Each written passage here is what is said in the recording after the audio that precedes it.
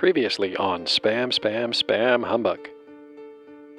Yeah, no, I got a little frustrated last week. I'd been talking to the Nox Archaist guys on and off for like 2 or 3 years about, hey, you should put a really good quality pulse width modulation sound effect in the boot up screen for Nox Archaist, and I can tell you how to do it. I told one programmer in detail exactly how to do it, but A, he didn't seem to be getting everything I said. B, he wanted to do some other stuff and experiment. Like, that might not work. You should probably just do literally exactly what I said first, get it working well, and then try and do those improvements that you think are possible and that might be possible, But then he left the project before he did that. And then the guy I was talking to is like, well, I don't know sound too well. I'm not that good at 65. I'm like, maybe I could find a few hours and just recode for you what I did. But I never got around to it. And then they found this guy who did this brilliant pulse width modulation sound and video using some extra hardware, like 512K of extra RAM. But he did this brilliant demo at the Kansas Apple Fest. I'm like, yes, if you go with that guy, he will get you as good audio quality as I did. He's doing it the same way. I read his notes, and then they picked a bad drum sound to put in. And I'm like, no, you should have done voice, And, now they've got a bad sound effect on the boot up, which they worked really hard on. And no, redo it. He's we're about to go into final testing. I take a day or two. Here, I'll like record a word. I'll say it 2 different ways. I emailed it to him. He's probably going to ignore it, but I tried. And now, the conclusion.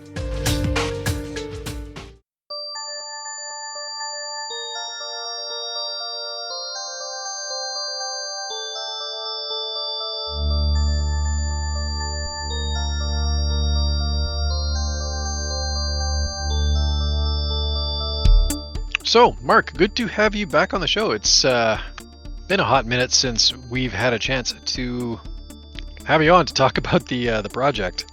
Yeah, thanks. Definitely glad to be back. For those of you who don't know me, I'm Mark Lemmert, also known as Nox Red Dragon, and I'm the lead developer of Nox Archaist, a Ultima-inspired 8-bit RPG for the Apple II and modern Mac and Windows computers. And we're actually just about a couple of months from releasing the game here, which is really exciting, having done a Kickstarter a year ago and been working on the project for 5 years. So it's really getting to an exciting moment here, finally. Yes, finally. It does seem like a while. And for those of you who do want to check out our previous conversation with Mark, it's episode 120. We had him on for an extended interview about Nox Archaist, and the crowdfunding was either just about to happen or was like we timed it so that it would happen like right during the crowdfunding, I think, is how that worked out. Exactly. It was, I think we probably recorded it just before and then released it while the crowdfunding was happening, if I recall. Yep. So, anyways, Dr. Cat told us an interesting story back in episode 140 about some work that he was doing, and subsequent to that, after you had a chance to check out the episode, thank you for listening, by the way. Absolutely. You followed up with me and said that, since then, you'd made some progress on the issue. So why don't we start there? Why don't we put a bit of a conclusion onto the story that Dr. Cat laid down a little while back? Yeah, I'd be happy to. And it was just very interesting. My ears were ringing as listening to that episode, as it was capturing a very specific moment in time in the sequence of what was going on, which was involved in interesting itself. And so as I'll start at the end and then go back to the beginning and spend most of the time on the middle, so to speak here, picking up where Dr. Cat left off. But just want to say, it all worked out in the end. And I am prepared to play over the microphone here a really awesome sound. Well, let's do it. But first, I love some chip tunes. Only for those of you who can stay awake through my story get to hear the sound. Okay, well then. But yeah, it all worked out in the end. But So just kind of introducing the whole topic here. After an introduction from Caliph Dragon, I first talked to Dr. Cat a couple years ago about the idea of incorporating a 5-bit pulse width modulation sound in the splash screen of Nox Archaist. And, he had been saying to Caliph Dragon and then to me when he got us together, hey, you should do this because it'd be the first Apple II game to do it if you do it. And I thought, well, that got my attention because the mission of the Nox Archaist project is to explore what might have happened if RPG games had continued to be developed on the Apple II past the end of the 1980s. And so we've, very proud to say, pulled off a number of firsts in the process of doing that. And, to add one on the audio side, I thought, well, that would be just really awesome. So had some exciting conversations with Dr. Cat about that a couple of years ago. And I guess actually, before going any further, just some quick background, because I'll be throwing around this term 5-bit pulse width modulation a lot. For those not familiar with it, it's basically it's a high enough quality that human speech playback is pretty much as clear as it would be on a modern computer, which should be impossible on an 8-bit system. And for contrast, if anyone remembers the game Castle Wolfenstein on the Apple II, it was the first game that had human voice ever. And it was really hard to make out the words that were being said. You could kind of tell it was supposed to be human voice, but it was really tough to actually understand them. That was 1-bit pulse width modulated sound. And so we're talking about 5-bit to get it to the point that human speech is clear and understandable, really pretty much to the point of what it would be on a modern computer. And Dr. Cat in the late 80s proved that it was possible to do 5-bit pulse width modulation with one notable trade-off. And the trade-off is that to play a 5-bit PMW sound, it takes up pretty much all the memory in an 8-bit computer to play like 2 or 3 words, which is why Cat was suggesting to do it in the game introduction screen before the game is actually loaded into memory, as he briefly mentioned in the last episode. So anyway, here's the story of the evolution of this sound over the last couple of years. After that initial conversation, I would say the project got off to a slow start and then it tapered off. Dr. Cat was very generous with his time in explaining how he created a 5-bit PMW sound back in the 1980s that was published in Soft Disk magazine. And the difficulty in moving the project forward was in my finding somebody with the right skill set to do the coding for the driver and then actually construct the sound itself. And I wrote the Nox Archaist game engine, and I certainly know my way around 6502 assembly language, but I know very little about sound. And the programmers who had contributed to the project to add music capability weren't familiar with pulse width modulation, had limited time available when all this came up. So that became a real challenge. As Dr. Cat mentioned, we eventually did find somebody with the right skills and the time to take a crack at it. His name is Chris Kenaway. And for various reasons, we decided to do a drum sound. Oh, and actually, want to clarify when we say we finally did find somebody with the right skills to take a crack at it. That was like 6 months ago, as opposed to we first started talking about this 2 or 3 years ago. So it was really a whole lot of nothing was happening for years on this, and then finally the stars line up. Right person has some time. Let's do it. About 6 months ago, and obviously the project's getting pretty late stage at that point. But I think it'll be we just got enough time to maybe get this in here. And so for various reasons, we decided to do a drum sound. And as Dr. Cat pointed out in the last episode, the drum sound really didn't demonstrate the full capability of 5-bit pulse width modulation. But when the drum sound was done, it was early May of this year.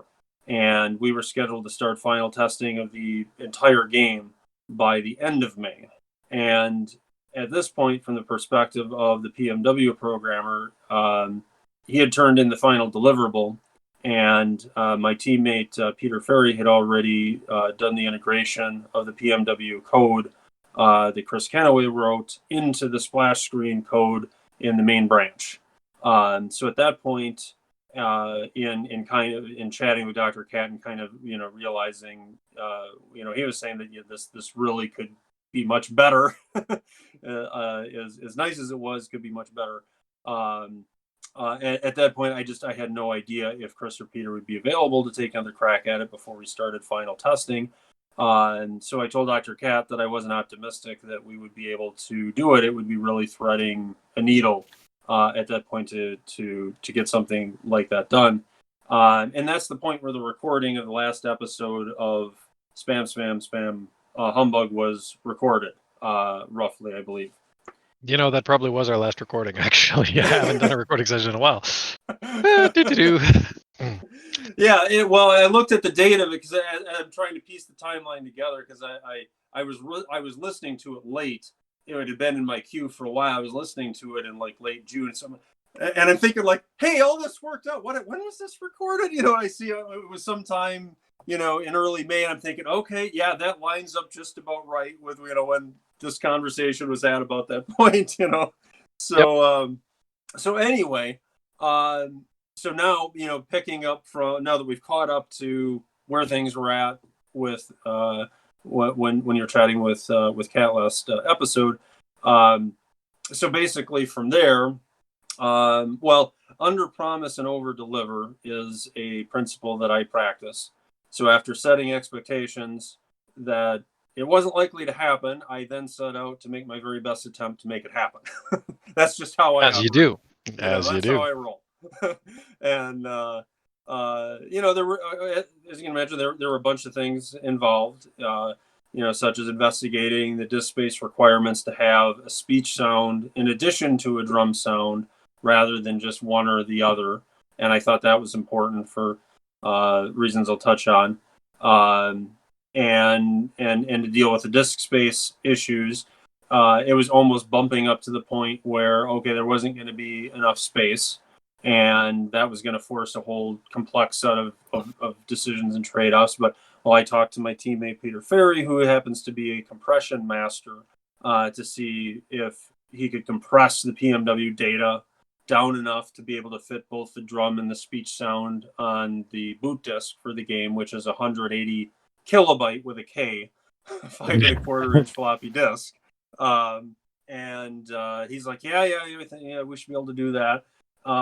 So with that box, at least shaded in, if not checked, I then pitched the idea to my teammate Chris Torrance, who came up with the drum sound idea, and I pitched him on the console. Well, what if we did both? And there were some reasons we didn't do speech the first time, so I needed to build consensus around this new plan of getting speech back into the mix. Well, if we did both, if it was the lead up, if it was the right tone, there's with creative people, there's all these considerations. And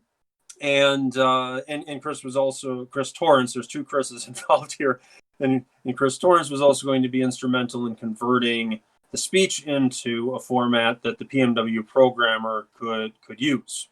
So, right. Lots of hands in the pie here. So then with all this preliminary work, so then I go back to Peter and then also loop in Chris Canaway, the PMW program, and pitch them on the idea of, what if we did this? Could we do this? Would you be interested in doing this? Do you have time to do this? To do this adjunct to the project. And really all of this is to illustrate the sheer number of moving parts involved in turning the ship in a different direction at this point in the project. And basically I made the pitch, and I anxiously waited, not knowing, if people's schedules would line up before the end of May. Of course, everybody wants to do it, but is it going to be practical to do it amidst, life, the universe, and everything else? And when managing a volunteer project, you really have no idea what's going to happen. Fortunately, as with Nox Archaist as a whole, about 90% of it is all within my wheelhouse, and I only have to worry about my own timelines and life, the universe, and everything to plan around. But that other 10%, and that other 10% makes a huge difference in the awesomeness of the end result, in my opinion. It then gets complicated with many other people involved, and like I said, just have no idea what's going to happen sometimes. But as it turned out, in the last week of May, it all got done.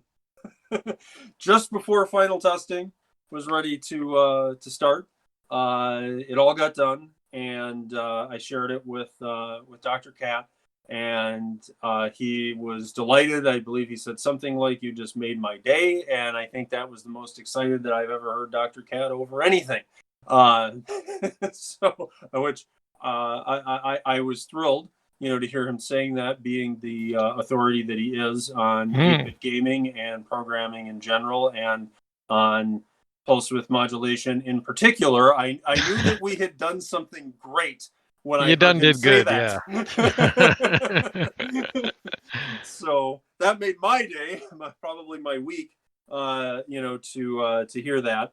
And so it all worked out. And when the game boots up, the deep voice of Caliph Dragon booms out the words "Nox Archaist," which is then followed by the 5-bit PMW drum beats and Mockingboard music threaded into the sequence, and the game introduction takes off. So that PMW speech is slated to be part of the presentation that we're going to be doing for Kansas Fest in July. For those of you not familiar with Kansas Fest, it's an Apple II convention held in Kansas City, Missouri, every year for like the last 30 years. It's been going on since the 80s. The rest of the world moved on from Apple IIs, but we did not. That's going ahead even in the face of the pandemic, eh? Well, it is going ahead in a modified virtual version. So it is going to be a virtual convention this year, still held at the same time in July, and so we're going to figure out how to do a Zoom session with myself and two teammates. It's going to be Chris Torrance and Caliph Dragon doing the presentation, and we'll jump on Zoom and figure that out. And certainly won't be as great as doing it in person. But the cool thing about it being virtual is so many more people are able to attend than would be able to do it in person, and that's really cool too. So, but as promised, a sneak peek here for anybody listening who's going to be attending the virtual Kansas Fest. This will be a sneak piece on just the audio part of it. I'm going to go boot up my Apple II and play this sound for you guys. Just bear with me a moment as I head over to the other side of the room. All right, can you still hear me okay? Can hear you fine. Yeah. All right, awesome. Here we go. Actually, it might take about 20 seconds. No worries. Getting old tech to work is part of the retro experience, so... Yeah, if it works the first time, you didn't do it. Exactly. Hello, Elgraf. Hey, Elgraf. Hello. You are just in time. You are about to hear what 5-bit pulse width modulated audio sounds like coming from an Apple II. Okay? I don't know if you ever played like the original Castle Wolfenstein on the Apple II, but how terrible the speech was in that, ostensibly human speech.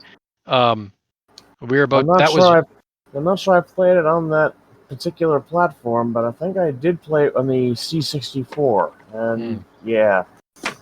Okay, so yeah, Mark is just teeing up right now the demo of 5-bit pulse width modulated speech that is going to feature in the demo or in the intro of Nox Archaist. And oh dear. I have heard my experience with Apple II voice is the very tinny Ghostbusters at the beginning of the 1984 Ghostbusters game. Oh, good lord. That brings me back. Nox Archaist.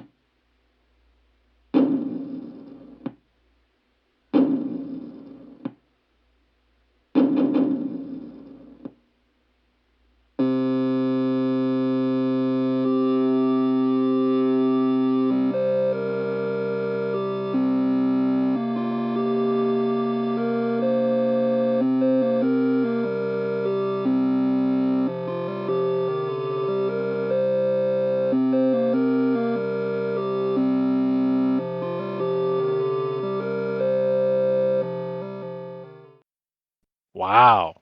That's an Apple II. Sounds great. All that fuss for just a couple of words, but like I said, it fills up pretty much the entire memory on the computer to do that. It's one of the reasons why nobody did it. I have been in TeamSpeaker Skype calls with less audio fidelity than that. Yeah, and that's an Apple Yeah. II. I mean, that's a computer that's older than, well, at least me. We're about my age. But Youngin. yeah, I know. I'm often the baby in the room these days. But that's incredible. That's genuinely incredible to hear an Apple II generate that kind of sound. Yeah, I really was shocked, and it was a little bit of in the process of doing this, a little bit of a thing as far as like knowing what to expect, and Kat helped out with that a bit as well, because I was sort of conditioned to, in a way, expect that it wasn't going to be as good as it was actually capable of being, and he sent me an elaborate email at one point, basically saying, no, really. What you hear in the .wav file, from the audio recording of the speech, you should be hearing that coming out of the Apple II. I'm like, really? Wow. And so we kept working at it until the speech got to that level, which most of the work was done. Just getting the drum beats. Most of the work was done getting to that point. And then it was a matter of fine tuning, but still, it was certainly an experience from there. So for those of you just tuning in now, Chat, oh, sorry, Drax, you go. I was remembering a chat I had with John Romero, and he mentioned that when he programmed for the Apple II, I think it was, or that the only function that the Apple II actually had was to make the sound of a loud click, but that someone, a very clever programmer, managed to actually make the Apple II produce different sounds and even make a game with music. And that's one of the things from what he drew inspiration for what. Yeah, absolutely. I mean, that's fundamentally spot on. The speaker, the Apple II speaker, it literally looks like something you buy at a Radio Shack, and inside the case, and it functionally it has one voice, and functionally when you're like sending a signal to through machine language to the interface to the speaker, where the programming code meets the hardware.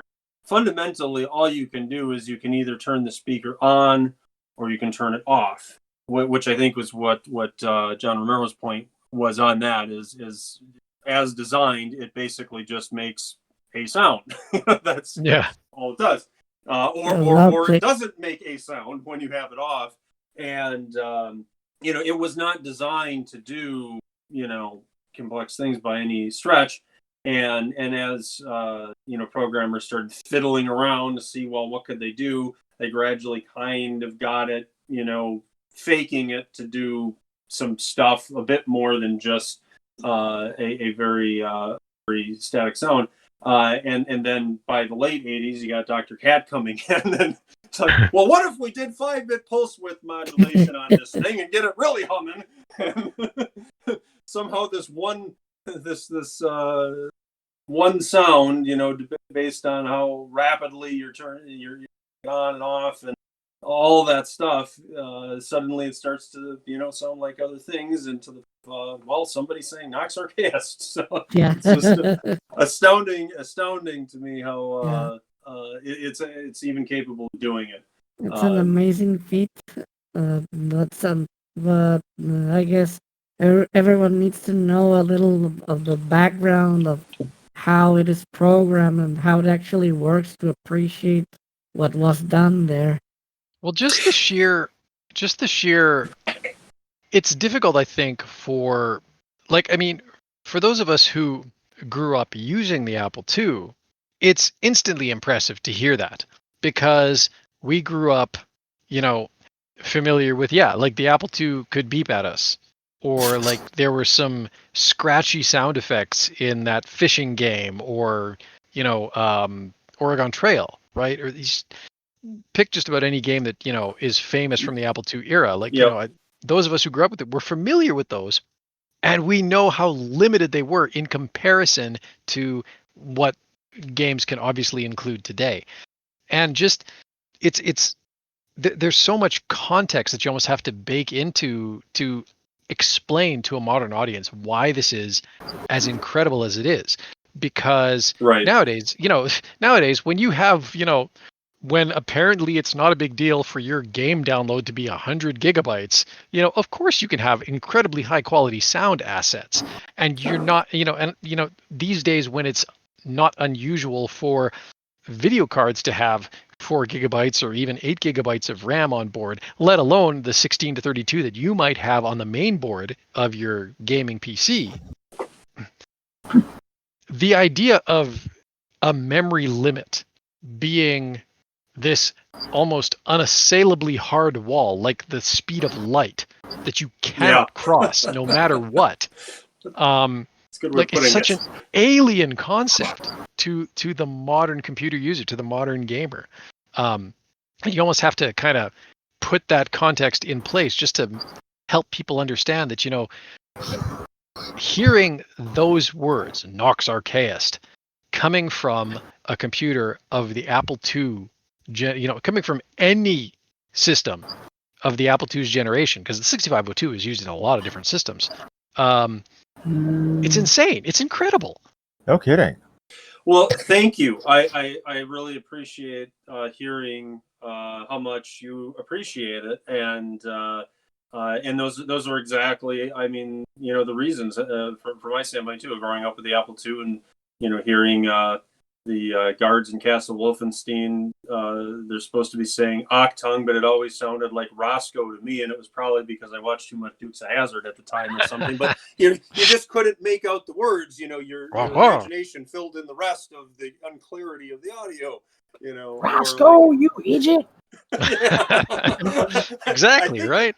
Exactly. Or like you said, the squeaks and clicks in Oregon Trail, and that was just, we knew that's, the way it was, and that was great at the time. We didn't know anything else. And then to realize all these years later that there was more, that there was actually more that the system was capable of that was never tapped, or at least never tapped in a production game. As Kat said, he did it, and it ended up on Soft Disc Magazine, and I think Greg Malone owes him a cheeseburger and some other stuff for not actually ending up in a game. But like I said before, that's so central to what I and my teammates set out to do with Nox Archaist, was basically let's pick up where game development in 8-bit RPGs on the Apple II left off. There was some more of the machine in theory that wasn't tapped, that just got left aside as everything went over to the IBM PC and the Mac. And we thought, well, let's see how much of the machine was left that we could exploit to make a better game engine, and with nonetheless yet the same Apple II look and feel, and everything else. And it was really exciting to see that come to be in a number of different ways with Nox Archaist, such as, we've got a full screen map view instead of the small viewport. And with the full screen map view, that led to, okay, well, we're going to have pop-up windows for things like character roster and inventory and things like that. And then to find it on the sound well that something like this was possible. It was sitting there dormant in the machine, able to be done. And then we had the opportunity, thanks to Dr. Cat, Chris Kenaway, Peter Ferry, and Chris Torrance, the opportunity to pull that out of the machine and put it in the game. I'm just thrilled. No, that's, and again, like it's one of those things that's, if you don't have the context for it, you're kind of like, well, what's the big deal? But if you do have the context for it, it's like, that's just, yeah, it's jaw dropping, right? Don't want to sound too okay boomer in saying all of this. There was a time, right, where there were extremely hard memory limits. Even into the 16-bit era, right? And you're trying to extrapolate where 8-bit game dev would have gone past when 16-bit systems kind of came to the fore. But like, even in DOS, right? There was a hard memory limit, and Origin came up with some very clever and innovative ways to memory manager, right? It was like the 640K was the thing, if I remember, in DOS, and it was like, well, there was, you had more memory on the computer, but it was the first 640K that was really the most useful, and the rest just got complicated, and the memory managers started to come in, and so to your point, it was still, there was just a lot of horsing around with memory going on. Well, even don't in the 16-bit era, yeah. Don't you know, though, that 640K of RAM is all a computer user will ever need? It should be enough for anybody, right? No, they told us that. Well, and at the time, it was probably true. But now we have onboard caches larger than that. Yeah, 1 meg, 2 meg caches, but like that's kind of that's sort of where this becomes even almost like doubly impressive, because and not to knock modern game developers, because especially when you're looking at games built on 3D engines that are getting into that 60, 80, 100 gigabyte, and a lot of that, granted, is going to be in the art assets, right? The audio, the textures, the models, etc.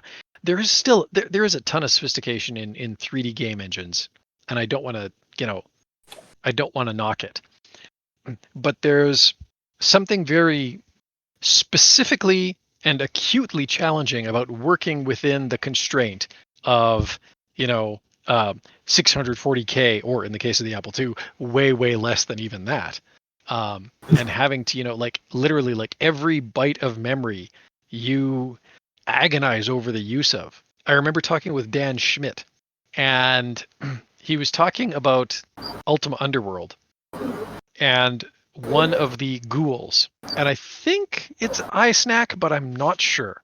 All the ghouls had really wacky names in Ultima Underworld, but there's one ghoul who has a particularly like kind of gross name, and you can tease him about it.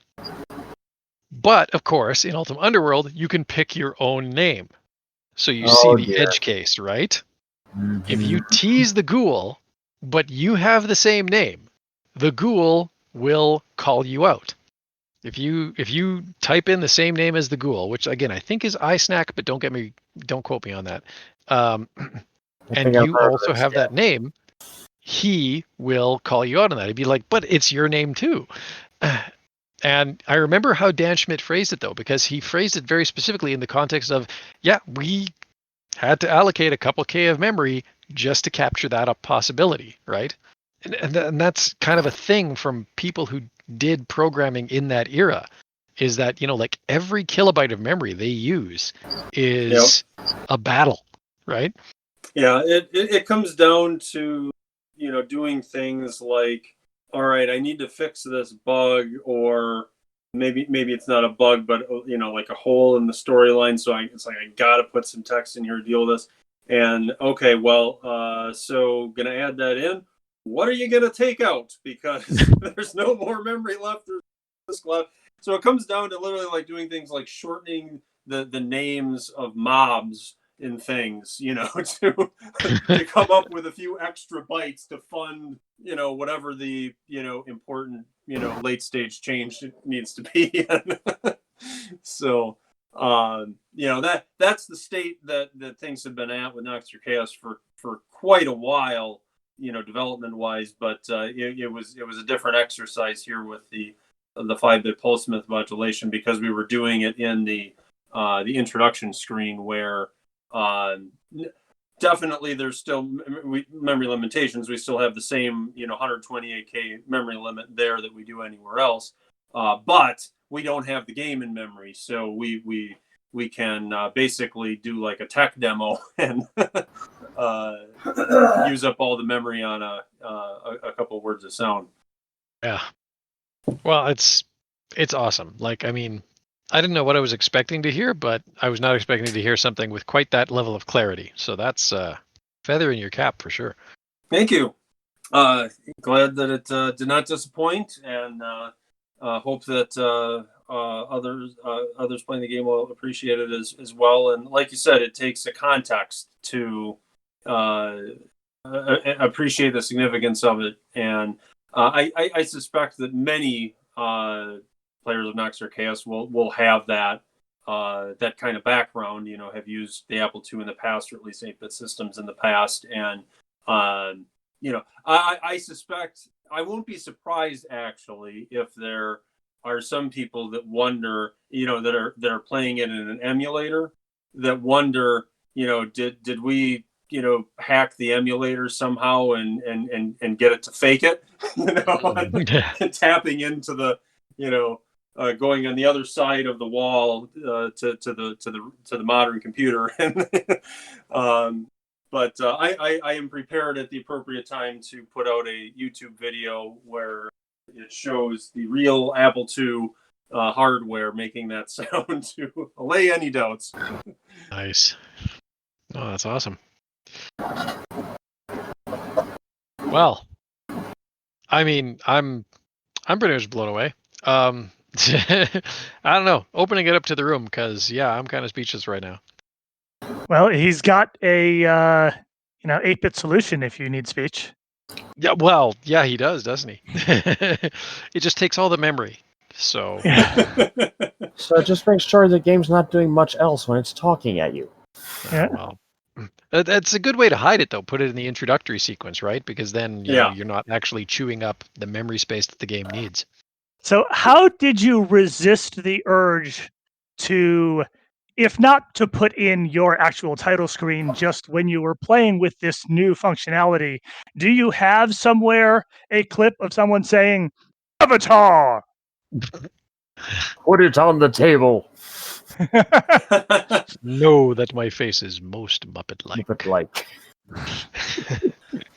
I would say that there's a lot of temptations that I didn't really have to confront resisting, because this was such a stretch goal, such a pie in the sky, I felt like I was pushing a rock up a hill for years, that I didn't have the luxury of, thinking about what do I really want to do? Oh, I'd love to do this, I'd love to do that. To me, it was a miracle that anything got done at all.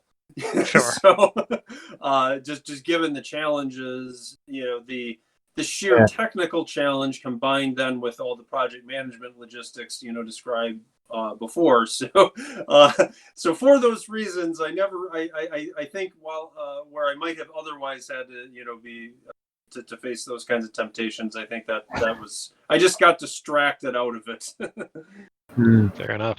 Well, so Nox is basically just about ready for prime time then.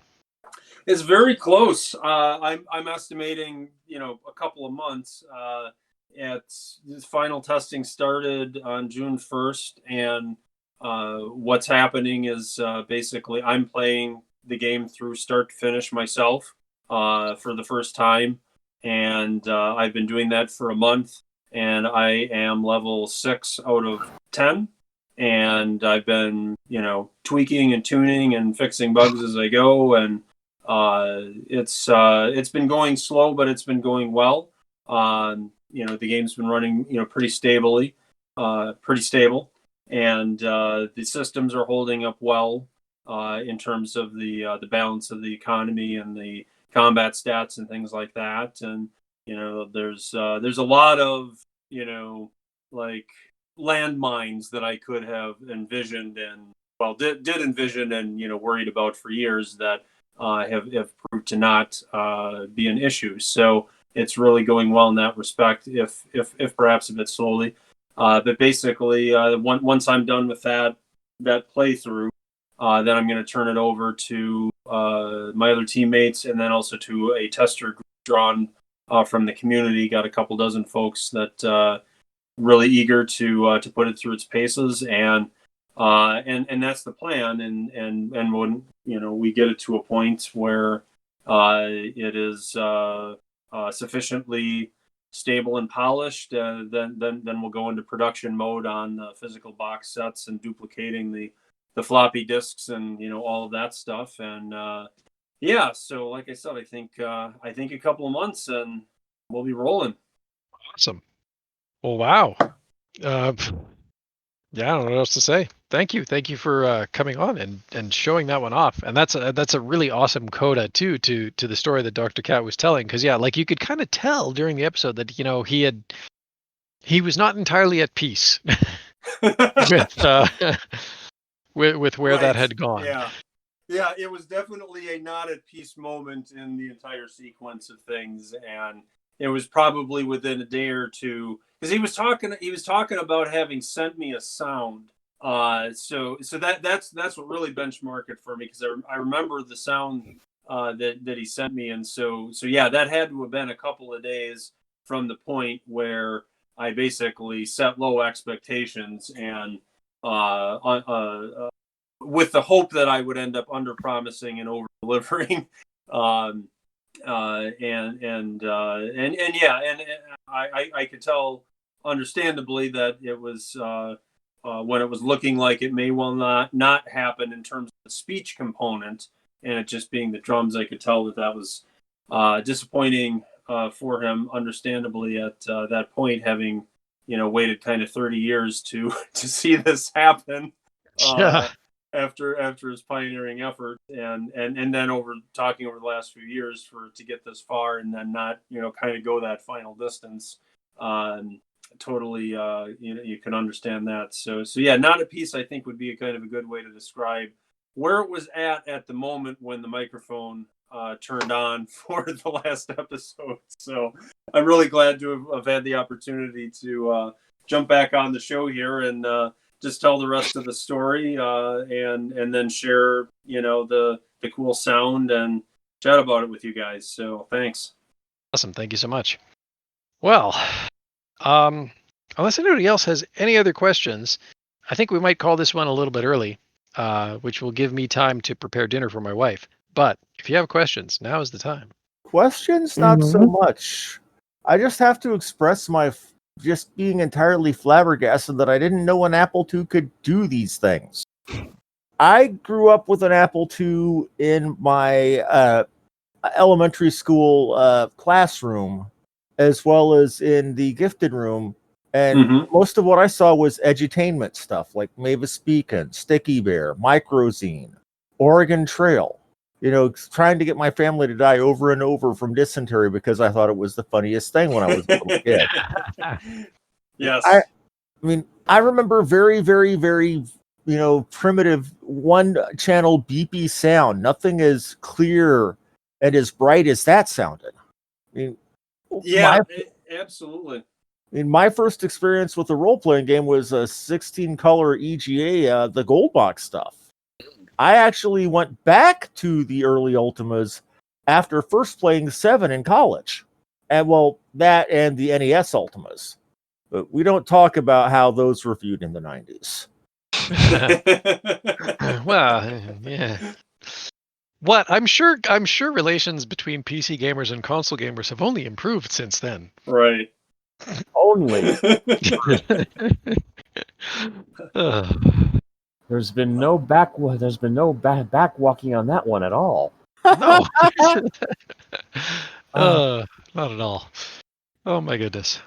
I never understood how as the first RPGs were coming out in the consoles and things. It was like I could never really just comprehend like how can you play an RPG on a console? You don't have a keyboard. You know, in an RPG you do all this different stuff.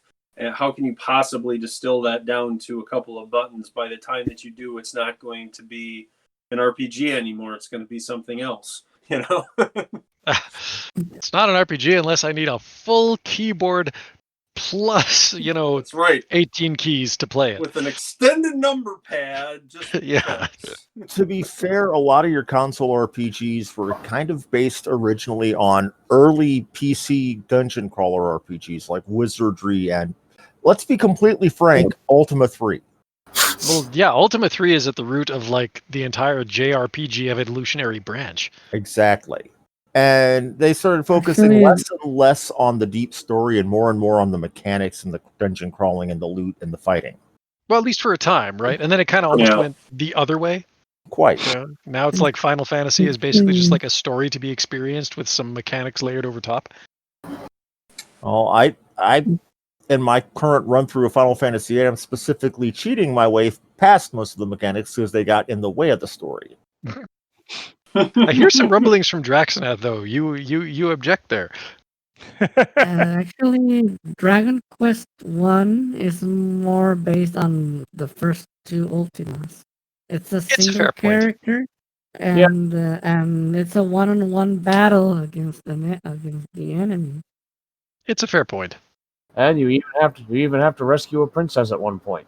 Now, if Yeah, you you want Yeah. a good JRPG that really draws a lot of base from the Ultima 1 and 2 mechanics, especially the dungeon crawling, you only have to look as far as Phantasy Star on the Master System. Oh dear. Yeah.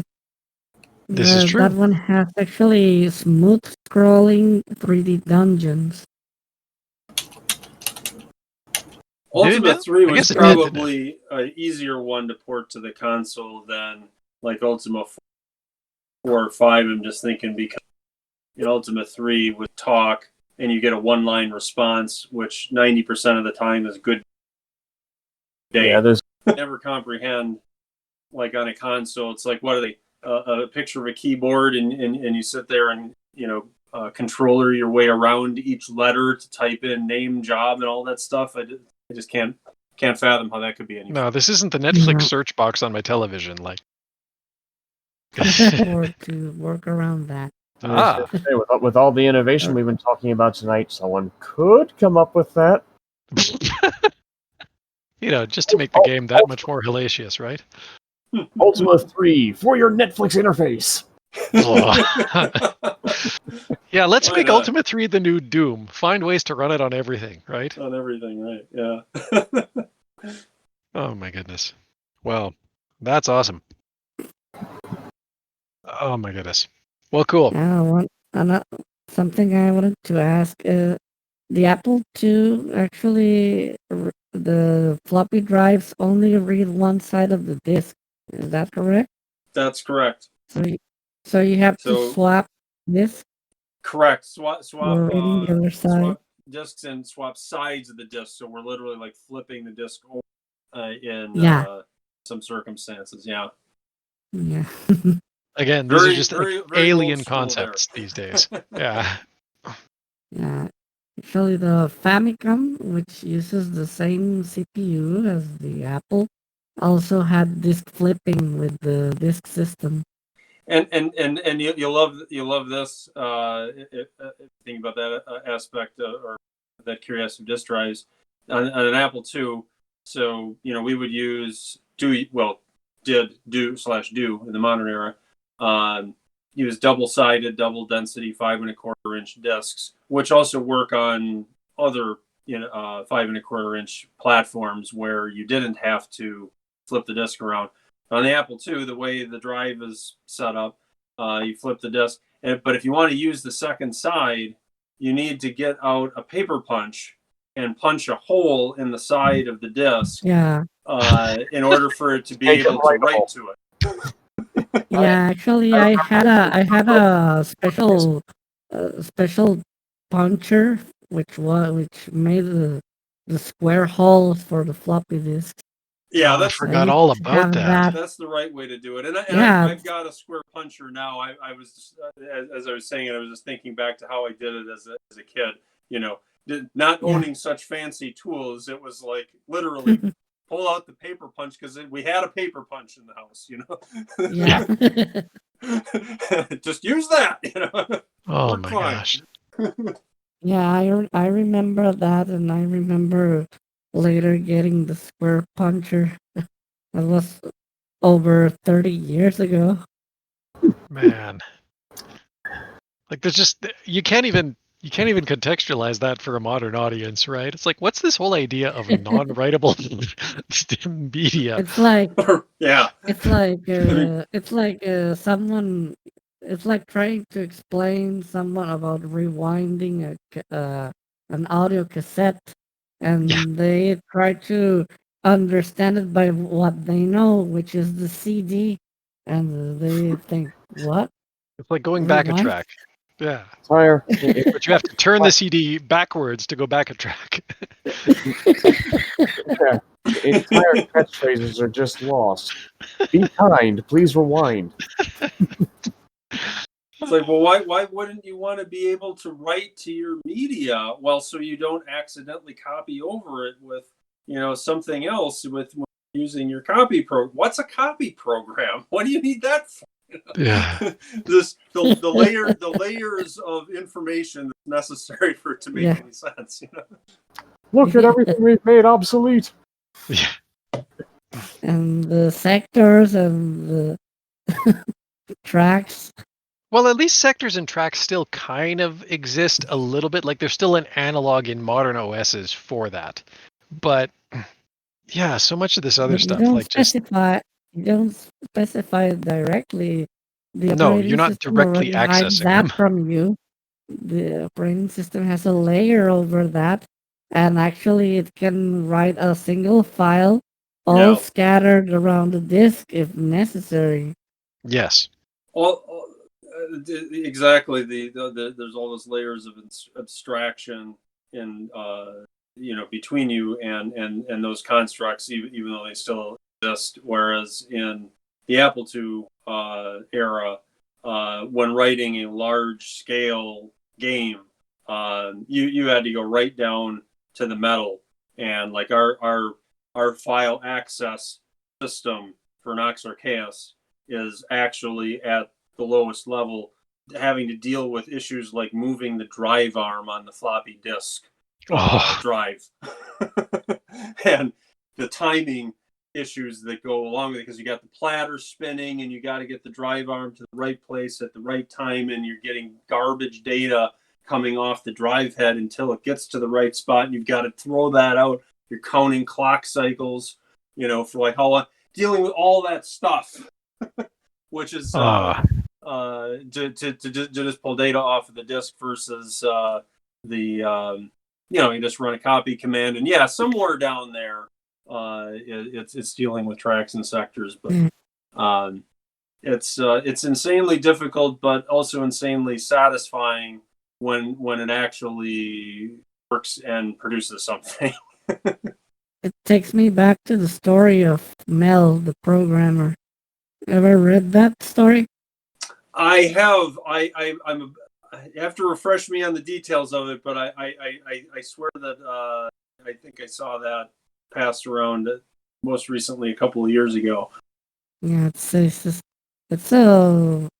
sort of some called it a legend, and not everyone believed it was true, but then someone actually found the guy, and some books for the computer mentioned on the story, which have him credited as a very important programmer and a person who wrote manuals on how to program that computer.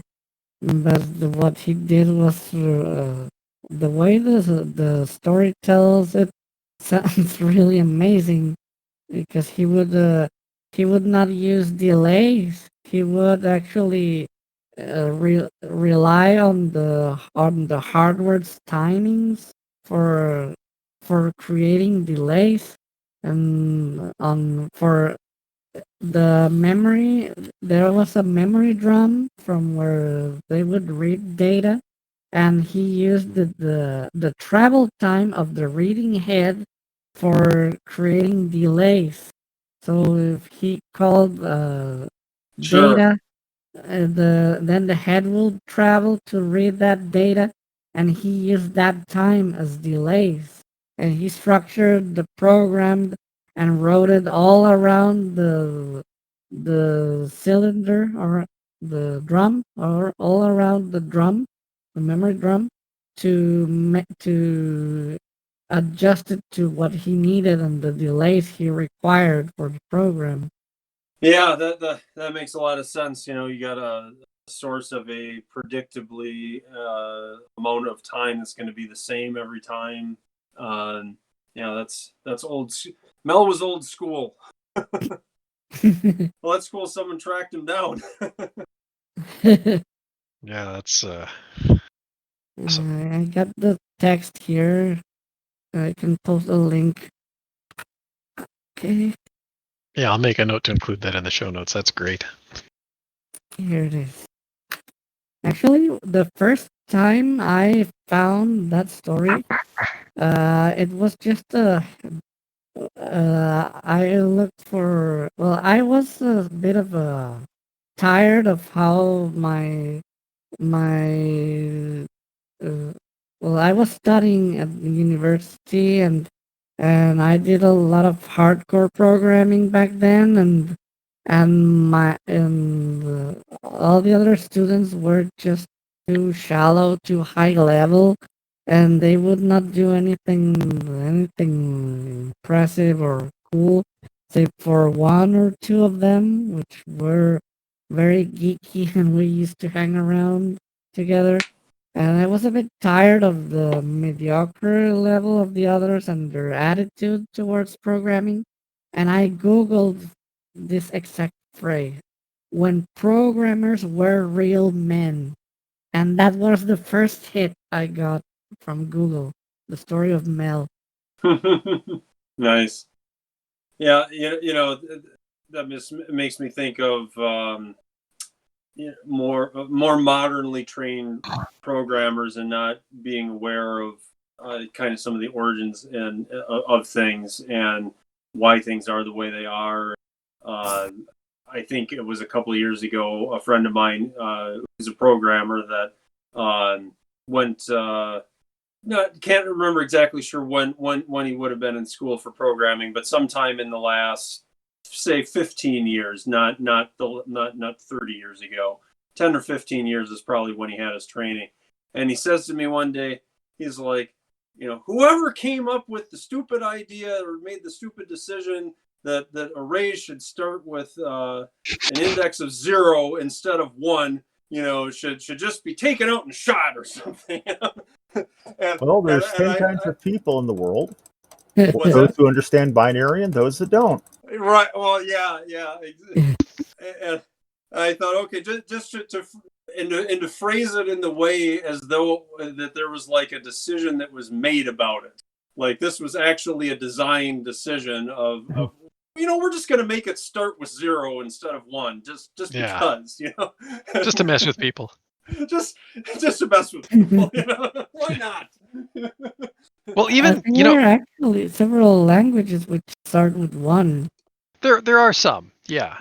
Well, there are, and I think that's part of what was creating the confusion on his part. Is it's like, well, yeah, in some cases he could do it comfortably starting with 1, and in some cases he couldn't, and missing there without the background, missing that the languages that are letting you do it with 1 are wasting memory somewhere along the line, and they're abstracting that from you in the program. Of course, the modern computers have memory to waste, so it's not a problem. But back in the early days, there was no way we were not going to use 0. Well, even to the point of like, we talk about all of these challenges. I was listening to one of the security podcasts I listened to, Down the Security Rabbit Hole, and the host Raph was talking with one of his buddies who had a very storied career working in all different kinds of fields, a lot of them programming related.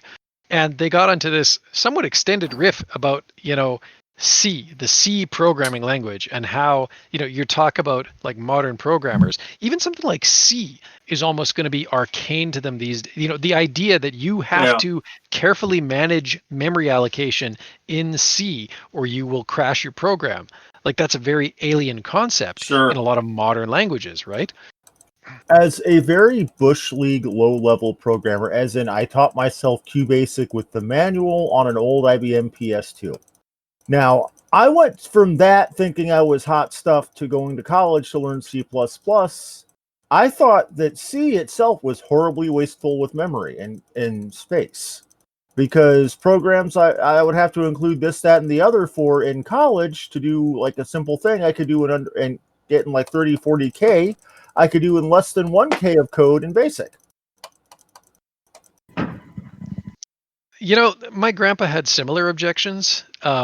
He C and the C-based languages were not his thing, and he was not a fan of them. And actually, even more than that, like I remember working one summer on a SCADA system for one of the gas companies around here, and the lead programmer had basically like the main tech guy at the plant had basically licensed the source code for several key components of the control system, which are written in C.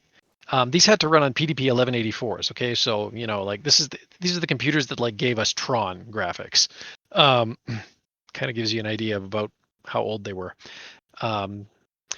And like he like licensed the source code for several key components of the control system, which are written in C, and he rewrote them in I can't remember what other languages he used, but the whole idea was to cut out memory overhead. C does have a memory overhead that some other languages don't have. The trade-off, of course, is that C also has the ability to be powerful in ways that some other languages cannot. So that's I mean, I don't know. To my grandpa's great heartbreak, I was a fairly early convert to C. I actually really love programming in C, even though managing memory is a royal pain in the ass. But I find there's a certain elegance to coding in C that I really enjoy. But it is not for the faint of heart. And C++ is for the outright suicidal. That's what I was trying to learn, stepping up from QBasic. Yeah, no, just don't. I bypassed normal C and went straight to C++ because that's what my guidance counselor suggested. I hope you never went back to that guidance counselor. Well, I kind of dropped out of that college later because, well, I discovered MUDs. And I discovered Ultima 7. Yeah, everybody here old enough to remember what a MUD is, raise your hand. Yeah. Hand raise. Yep. I tease my kids about that all the time. Multi-user dungeon, I think it stood for. But yeah, I remember telnetting around, and I didn't spend a lot of time playing MUDs, but I was involved in the early internet service provider industry, and I remember, we had MUDs hosted on our servers until they started to bog them down, and eventually we had to kind of not allow those anymore. Yeah. And then the people who played the MUD screw up and made a request. Actually, Furcadia came first. And so did UO and Meridian 59. You're absolutely correct, but the reason I bring up EQ specifically is if you look at the mechanics behind EQ and how several things worked, it was specifically the same, mechanics for blocking and shield bashing and the way skills leveled up as old school Deku MUDs had. Mm-hmm. Yeah, EQ was very much a Deku MUD. Yeah, I seem to recall Raph Koster talking about that in one of his many, many writings. Yeah, I actually listened to that in person. Was sitting. We were driving from San Diego to Ensenada, We were in the same car, and then there was a university teacher driving. I was also teaching at university, and we invited Raph for a conference, and he was talking about that during the trip from San Diego to Ensenada, about a 2-hour trip. Nice. Yeah, he tells him he's got well, I mean, come on, the guy's had a crazy career. He's got tons of stories. But which book was I reading of his? It wasn't The Theory of Fun, it was the one more recently. The title eludes me.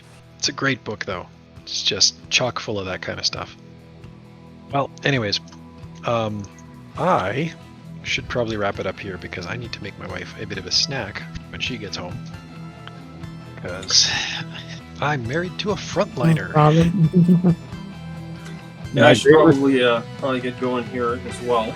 But it's nice chatting with all of you. Yeah, for sure. Thank you again. Definitely. That was genuinely enjoyable.